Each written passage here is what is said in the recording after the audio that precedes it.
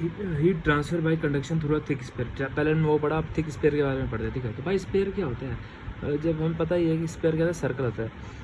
तो कहता है consider a hollow thick sphere spherical shell contain, ठीक है, लिक्विड एट हायर टेम्परेचर।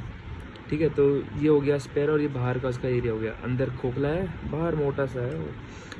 तो इनसाइड हायर टेम्परेचर हो गया लिक्विड का, आउटसाइड हो गया T2 हो गया, आउटसाइड टेम्परेचर हो गया R1 हो गया, inside radius of sphere, outside radius of.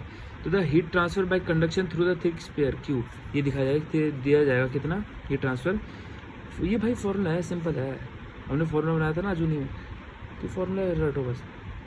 4 पाई के R1 R2, 4 पाई हो गया अपना अपना स्पेयर का, तो वही है के है R1 R2 T1 minus T2 upon में R2 बाई R1।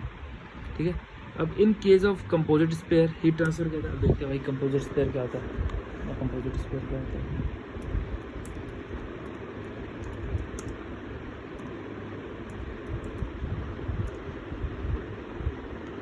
ये होगा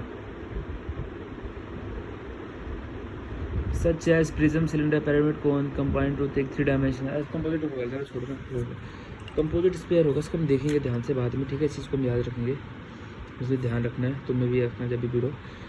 कंपोजिट स्पेयर में हीट ट्रांसफर क्या होगा, क्या डिफरेंस है 4, इसमें जो थर्मल कंडक्टिविटी है, थर्मल कंडक्टिविटी हट गई, कंपोजिट स्पेयर में थर्मल कंडक्टिविटी हट गई, इसका मतलब पतला है बिल्कुल। ठीक है, T1 माइनस T2 अपॉन में सम of R2 minus R1 upon के, ये तो ये फॉर्मूला है।